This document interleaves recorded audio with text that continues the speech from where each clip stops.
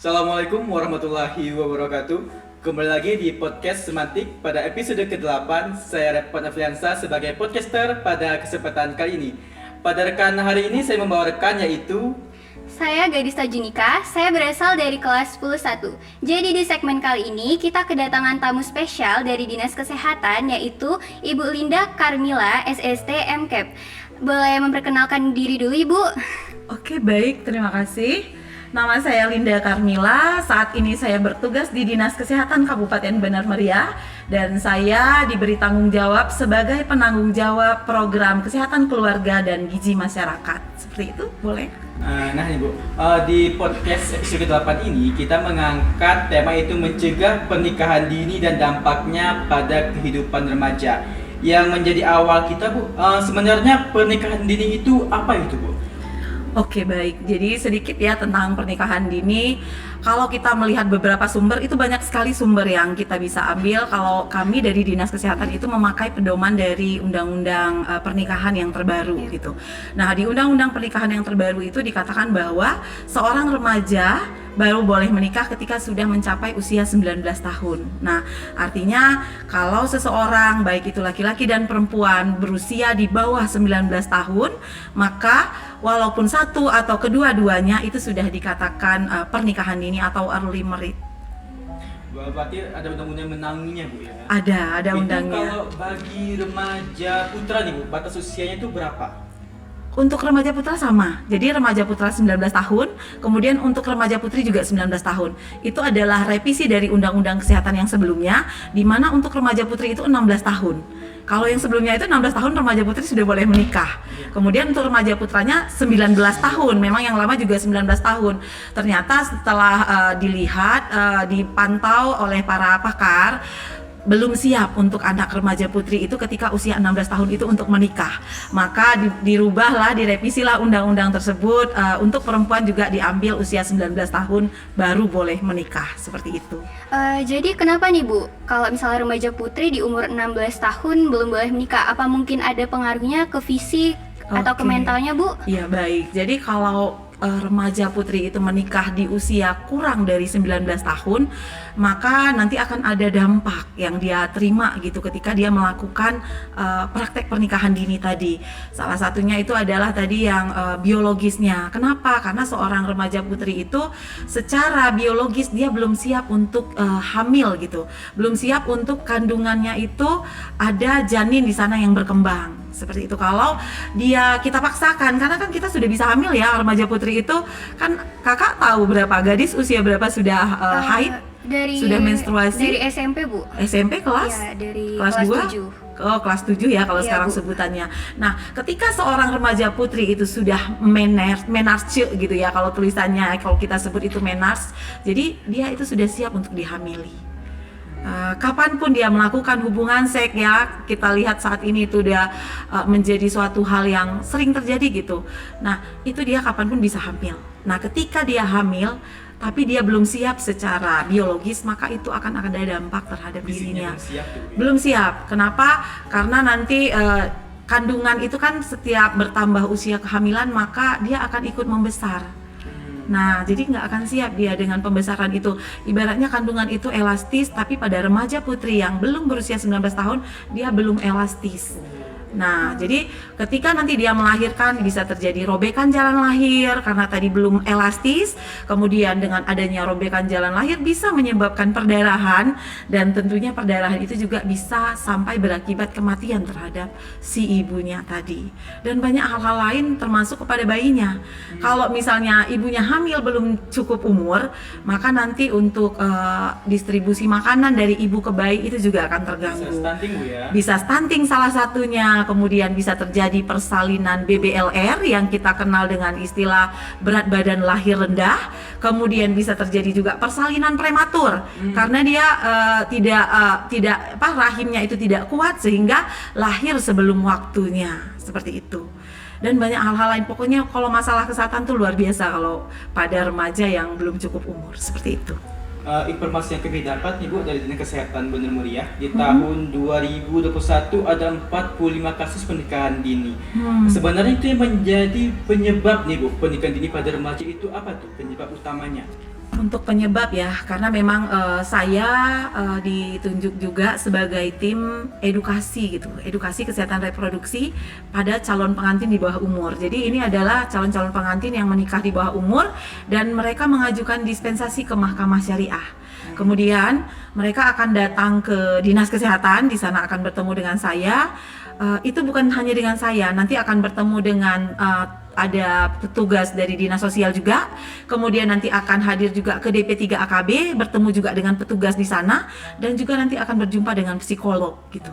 Nah, kalau dengan saya pribadi, nanti anak-anak itu akan saya tanyakan, memang saya detail. Saya bertanya, pertanyaan yang pertama saya ajukan adalah, kenapa kamu harus menikah dini? Nah, tentunya kan mereka tertutup ya, dan saya ketika mereka tertutup, saya tidak akan proses. Kita di sini butuh kejujuran. Nah, dari sekian banyak kasus yang kita tangani, kalau bisa saya katakan, karena kan itu sudah 3 tahun berjalan, hampir seluruhnya itu mereka sudah melakukan hubungan seks di luar nikah. Dan itu mereka mengakuinya gitu. Bahkan saya menanyakan sampai ke pertanyaan, di mana kalian melakukan? Bagaimana sampai itu bisa terjadi, dan mereka mengemukakan. Tapi saya tidak pernah menyebutkan nama karena itu tidak boleh ya. Artinya ini hanya secara global, artinya kami mengambil kesimpulan dari kasus-kasus yang kami tangani. Bahkan diantaranya ada yang sudah hamil, ada yang hamil 3 bulan, ada yang hamil 5 bulan, dan yang paling besar kehamilannya saya tangani itu ada yang kemarin sampai dengan 8 bulan. Iya. Itu bisa terjadi di usia berapa tuh yang sering terjadi kasusnya? Bermacam-macam sih. Ada yang saya jumpain itu yang paling muda pada remaja putri yang masih 13 tahun. SMP Bu ya? Kalau dia sekolah berarti masih SMP. Iya benar, SMP. Dan pacarnya itu SMA kelas 2. Kemudian yang terbaru ini yang tahun ini saya juga dapat yang SMP kelas 2 juga, dia sudah hamil 5 bulan. Dan kemudian pelakunya juga SMA dengan kelas yang sama juga, kelas 2 gitu. Jadi miris ya, apalagi saya pribadi itu saya juga punya anak remaja putri. Jadi kita jadi jadi parno gitu ya. Gimana nih? Terus apalagi maraknya itu saya nanya, mungkin ini bisa menjadi edukasi ya untuk ibu-ibu di rumah, adik-adik, gimana kalian melakukan? Kalian tidak akan saya publish, nama kalian tidak akan pernah saya sebut, tapi data yang dari kalian saya dapat itu bisa menjadi pembelajaran dan pencegahan untuk kami ke depan. Dan ternyata hampir semua dari mereka itu melakukan di rumah. Ya, kita tahu jadi kita kan banyak sekali ibu-ibu dan bapak-bapak yang pekerjaannya adalah petani. Sehingga ketika ayah ibunya itu pergi ke kebun, maka anaknya juga berkebun di rumah seperti itu. Jadi kalau istilah saya seperti itu, gitu. Jadi kapan? Jadi kalau ibu saya kan ke kebun Bu, jadi kalau bapak sama ibu ke kebun, kami di rumah gitu. Nah ini mungkin untuk ibu-ibu yang petani khususnya, kita juga ya, saya juga meninggalkan rumah gitu. Jadi makanya tadi saya sampaikan saya juga parno gitu. Nah artinya kita mungkin dengan kondisi yang seperti ini yang memang kita sudah tanyakan langsung, kita bisa lebih aware ya. Kedepannya anak-anak itu lebih kita edukasi gitu. Lalu bagaimana nih Bu dengan statement yang disampaikan Presiden kita Bapak Jokowi teken peraturan pemerintah atur penyediaan alat kontrasepsi bagi pelajar dan remaja yang nyatakan di Agustus 2024. Itu bagaimana Bu? Itu secara langsung menghebohkan jagat maya Bu, terutama kami bagi pelajar. Apakah pemerintah mendukung sebenarnya pernikahan dini ini Bu? Iya, baik ya. Jadi kan itu ada perspektifnya ya, cara pandang kita terhadap kasus pernikahan dini. Jadi kalau presiden menentukan ada peraturan seperti itu tentunya sudah ada pembahasan dengan para pakar tadi. Dengan maraknya hubungan seks tadi di luar nikah, kemudian ketika hubungan seks itu dilakukan pada usia dini, kemudian pasti ada risiko untuk terjadi kehamilan. Nah, kehamilan tadi saya sudah sampaikan ya, akan banyak sekali dampak nanti yang terjadi pada si perempuannya ya, khususnya ya, akan bahkan sampai bisa menyebabkan kematian. Jadi kematian ibu akan tinggi. Kemudian kita ketahui bersama bahwa kematian ibu itu merupakan salah satu indikator pemerintah daerah. Kalau angka kematian ibu itu tinggi, maka kita merupakan negara yang belum berhasil gitu. Itu menjadi penilaian kita, bukan hanya di Indonesia tapi di luar gitu. Negara luar itu melihat di Indonesia itu seberapa besar sih kematian. Jadi kalau saya melihat keputusan yang dibuat oleh presiden itu, saya pikir itulah yang melatar belakanginya gitu.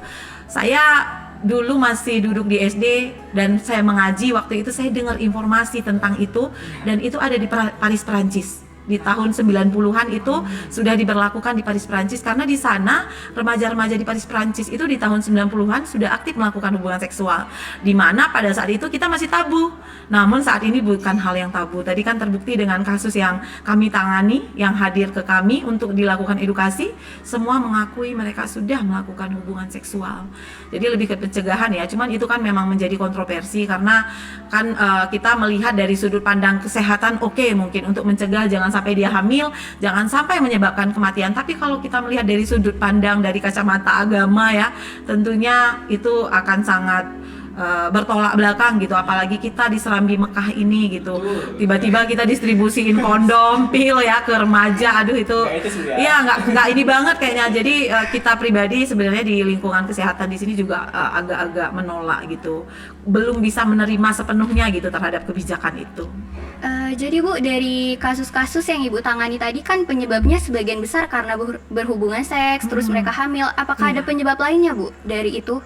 Kalau penyebab lainnya saya belum ketemu dari semua kasus. Mungkin dari sisi lingkungan pergaulannya Bu, pergaulan teman-teman sebaya ada nggak pengaruhnya? Kalau dari lingkungan, kalau dari cerita yang saya tangkap ya dari teman-teman semua, adik-adik yang datang ke saya itu nggak sampai ke pergaulan sih, tapi kan lebih ke gadget.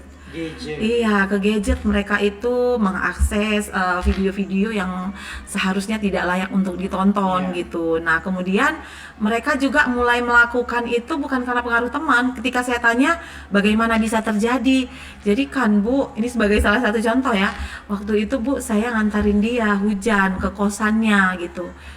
Kemudian saya diajak masuk karena hujan, kasihan lah namanya juga pacaran gitu. Yuk masuk dulu Bang gitu atau Kak ya. Setelah masuk dingin ya, lama, akhirnya mereka terjadi. Jadi itu terjadi begitu saja gitu. Langsung Bu ya? Iya, terjadi begitu saja. Nanti ketika saya tanyakan kok bisa hilap, bahasanya gitu, hilap gitu kan. Jadi kan memang benar lah istilah yang sering kita dengar itu, kalau sudah ada dua pasti ada tiga gitu ya. Tiga itu kan kita sudah tahu siapa ya yang membisikkan ke kita. Makanya kita dilarang untuk berdua-duaan di tempat sepi gitu kan, karena memang itu juga akan memicu, apalagi tadi kondisinya hujan gitu. Seperti itu sih. Lalu bagaimana dengan statement yang disampaikan oleh Pak Mahfud Amin mengenai penduduk usia muda yang semakin mengecil Bu, sedangkan banyaknya kasus pernikahan dini. Kata Pak Mahfud Amin, jadi jangan menunda nikah lagi di usia muda. Itu bagaimana tanggapan Ibu? Oke, baik. Nah, artinya kita jangan salah mengartikan kalimat gitu kan. Itu pasti makanya kita harus paham lagi undang-undang pernikahan tadi. Muda berarti bukan berarti di bawah umur gitu. Muda berarti cukup umur. Silahkan menikah ketika memang kita sudah cukup umur secara undang-undang pernikahan. Jadi ini nanti nangkepnya muda itu berarti boleh dong 15 tahun, enggak. Itu namanya kita melanggar undang-undang. Pak Mahfud Amin tentu tidak keluar dari undang-undang ketika menyampaikan kalimat itu, seperti itu. Soalnya di media sosial kan banyak yang ditambah-tambahkan, lebihkan bagi, maka kami di kalangan remaja ini bingung ya gimana menanggapinya. Iya. Soalnya sudah menyuruh untuk menikah. Iya, makanya itu kan namanya diplesetin ya Kak ya. Jadi jangan diplesetin gitu.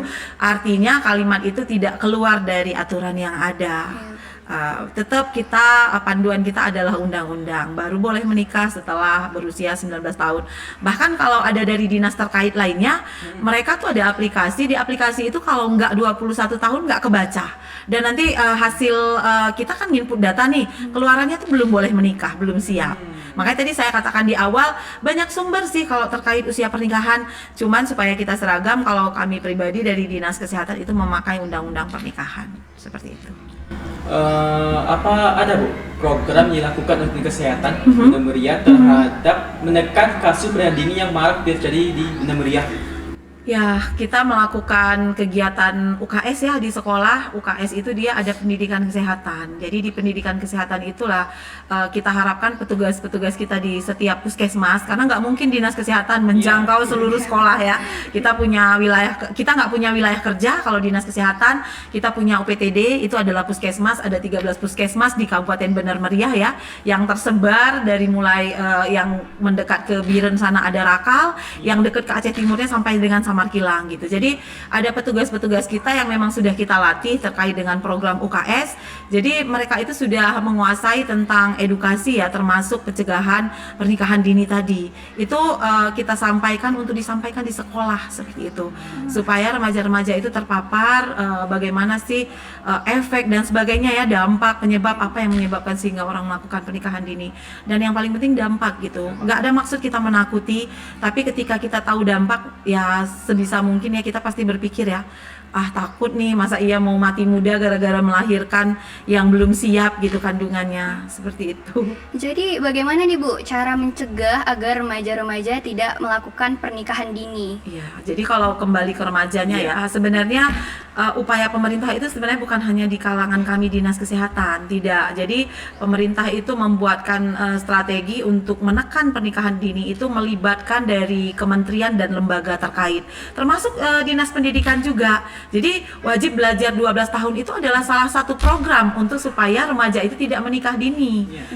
Makanya ditekan sampai dia bisa menyelesaikan sekolahnya, kemudian nanti dia baru menikah gitu. Minimal dia harus tamat SMA dulu gitu. Karena kan rata-rata remaja kalau udah tamat SMA tuh udah 19 tahun ya, sudah menjelang 19 tahun. Kemudian di DP3 AKB mereka juga punya program-program unggulan, ada genre ya. Mungkin adik-adik terlibat, kemudian di sekolah ada PIKR, kemudian kami ada PKPR, kemudian dari dinas lainnya itu dinas apalagi ya, kalau kami kesehatan tadi itulah UKS, PKPR, jadi hampir semua terlibat. Bahkan Bapeda pun diminta, yang notabene mereka tidak turun ke lapangan ya, diminta untuk supaya meloloskan program-program yang itu bisa menekan angka pernikahan dini tadi, seperti itu. Jadi semua program ini apa nih Bu? kalau ya program tadi kan bisa saya katakan ada genre nih di DP3 AKB. Jadi dimohon dukungan dari Bapeda, karena Bapeda ini adalah badan perencana daerah yang nanti akan menggolkan program-program kita gitu.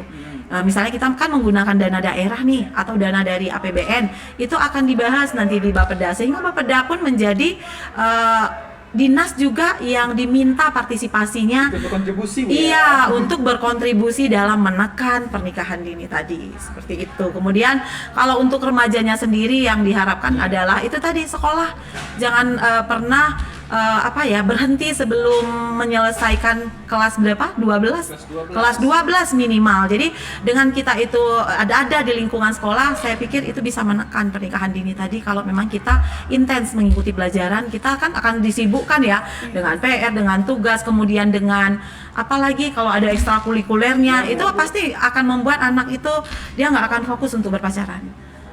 Lalu bagaimana Bu dengan kami yang konsumsi ini, ada teman-teman, aku nggak melanjutkan kuliah, aku siap ini nikah, itu bagaimana Bu? Adakah tips untuk kami nih Bu, untuk stop dulu, jangan dulu nikah gitu? Itu kalau menikah itu pilihan ya kita kan cuma bisa kasih masukan aja atau pandangan lah. Ketika kita menikah, kita lihat lagi apakah kita sudah cukup siap gitu kan, karena secara sosial ekonomi nanti finansialnya belum cukup Bu ya. Iya, belum ada penghasilan. Tapi kalau memang sudah memutuskan menikah, itu nggak menjadi larangan seperti tadi kata Bapak Mahruf Amin ya tadi. Iya, Jadi nggak ada larangan. Ketika memang dia sudah 19 tahun, itu tidak ada larangan tuh dia menikah. Cuma kita hanya memberikan masukan bahwa ketika ingin menikah, maka menikah itu bukan hanya sebatas ijab kabul, tapi ada prepare ya, sebelum itu ada banyak hal yang harus kita persiapkan. Apakah kita sudah siap menghidupi anak orang? Kita akan mengarungi bahtera ya di lautan yang nanti ada badai, ada hujan dan dihantam oleh segala macam gitu. Apakah kita sudah siap gitu? Banyak cobaannya Bu ya. Iya, jadi pernikahan itu bukan hanya sebatas udah ijab kabul, menikah, kemudian bobo, kemudian nanti punya baby, selesai. Nanti akan ada masalah nggak bisa beli pampers ya. Nanti akan ada masalah titik-titik di depan nggak bisa isi listrik gitu. Jadi kadang-kadang itu nggak kepikir oleh remaja kita. Yang remaja kita pikirkan, oh ya kita nanti prawedding apa ya gitu. Harusnya bukan itu yang kita pikirkan. Bagaimana kita mempersiapkan, apakah kita sudah siap untuk hamil, sudah siap untuk punya anak, apakah kita bisa menghidupi anak kita nantinya, apakah kita bisa menciptakan generasi yang sehat dan berkualitas ya. Jadi persiapan untuk melahirkan generasi yang sehat dan berkualitas yang kita sering dengar dengan istilah SDM yang berkualitas itu nggak ujuk-ujuk gitu. Nggak bisa tiba-tiba, ada persiapan yang luar biasa sebelum itu, seperti itu. Jadi kalau untuk menikah itu kita harus siap ya Bu, secara mental, secara Iya, finansial. iya. Tadi kan ada materi kita juga ya, ada sehat dan bugar. Jadi salah satunya itu adalah sehat, kesehatan reproduksinya ya, sehat secara umum oke. Kemudian juga kesehatan reproduksinya juga harus diperhatikan gitu. Jadi kan sehat itu bukan hanya, kalau kita tanya sama remaja kita, sehat itu apa sih? Tidak sakit Bu katanya. Oh bukan, nggak seperti itu, nggak sesederhana itu ya. Sehat itu adalah kondisi sempurna fisik, mental, sosial dan spiritual. Kemudian bukan hanya bebas dari penyakit dan kecacatan, tapi memang sempurna dia itu. Nah kalau kita berbicara lagi tentang kesehatan reproduksi itu akan lebih luas lagi. Apakah dia punya alat reproduksi? Apakah alat reproduksinya berfungsi? Kemudian jadi ada pertanyaan. Makanya ketika kita tidak mempersiapkan itu, nah masalah akan banyak nanti yang kita hadapi di dalam berumah tangga. Bagi kami remaja ini cocoknya itu menikah itu di usia berapa Bu yang mapan dan yang mampu berpikir ke depannya, itu cocoknya di usia berapa menikah? Kalau misalnya kasus yang saya dapat ya, ada pernikahan dini katakanlah, tapi secara si laki-lakinya tuh sudah cukup matang gitu. Ada yang seperti itu. Jadi saya dapat si perempuannya itu usia 18 tahun, kan kurang setahun nih. Laki-lakinya 28 tahun. Beda 10 tahun gitu. Iya. Jadi ketika saya tanya, jadi kita lihat di sana, kita bisa lihat ya orang yang usianya itu sudah di atas 20, kalau sudah 20 saja dari cara pandang dia, cara dia menanggapi kita berbicara itu sudah terlihat bahwa dia sudah cukup matang. Iya. Jadi ketika yang tadi saya katakan ada yang hamil duluan, kemudian ada laki-lakinya di atas 20 tahun, itu dia sudah bagus. Bahkan ketika saya memberikan edukasi, nanti ketika mempersiapkan kehamilan, ini sudah hamil nih, misalnya yang udah keburu hamil, berarti kita akan cerita bagaimana konsumsinya, gizinya selama hamil. Itu nanti dia, yang lakinya tuh langsung nyambung gitu. Artinya berbeda ya, kalau kita lihat secara usia, makanya pemerintah itu nggak salah ketika mengatakan 19 tahun itu kita sudah siap. Tapi itu secara usia ya, secara reproduksinya udah siap, tapi finansial, ekonomi dan sebagainya kita harus lihat lagi, mental juga harus seperti itu. Iya, nggak bisa juga gitu kan. Mungkin dia usianya udah 20 tahun nih, tapi saya anak mami gitu di rumah, nggak pernah masak gitu kan, nggak pernah nyuci piring, dapat suaminya yang biasa-biasa aja nih ekonominya. Nah nanti piringnya terbang deh di rumah gitu kan.